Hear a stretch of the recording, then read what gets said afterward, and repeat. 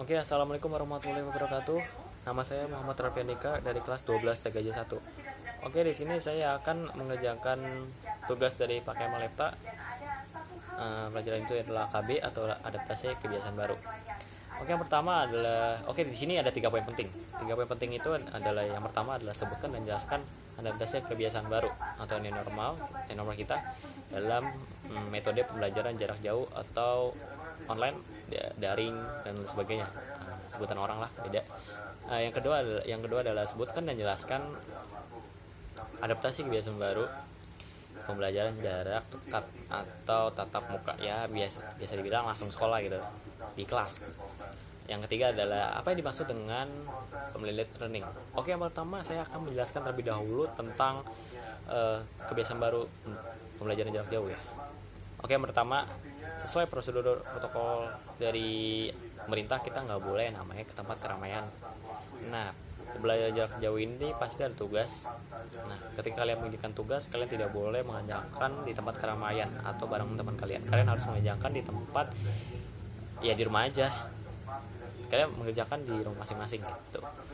Yang kedua, kalian harus rapi, bersih, terus mandi.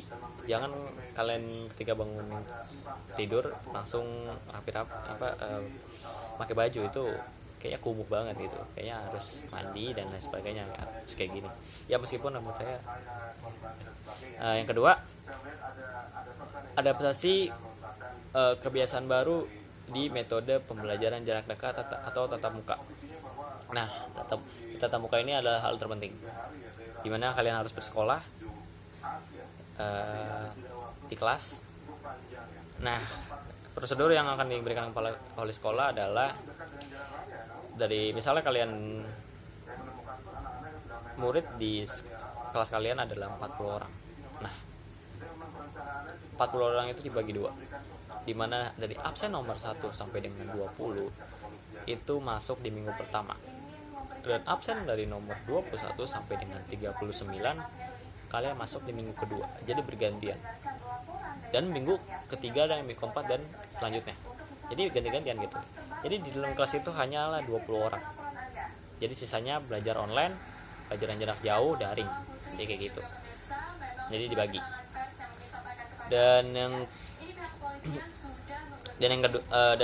kedua, dimana kalian tidak boleh namanya ke kantin bareng-bareng sama teman-teman. Kalian harus banget waspada tuh.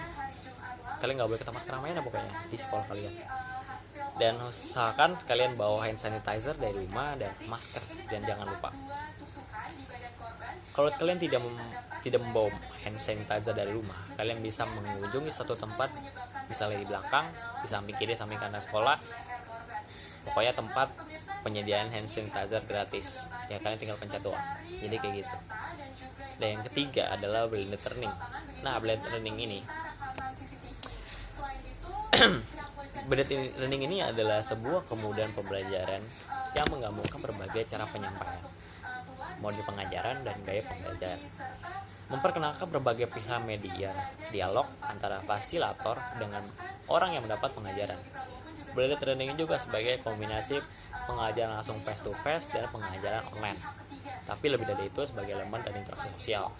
Kayak gitu. Jadi blended learning ini penggabungan ya antara belajar online dan offline. Jadi belajar tatap muka dan daring. Kayak gitu.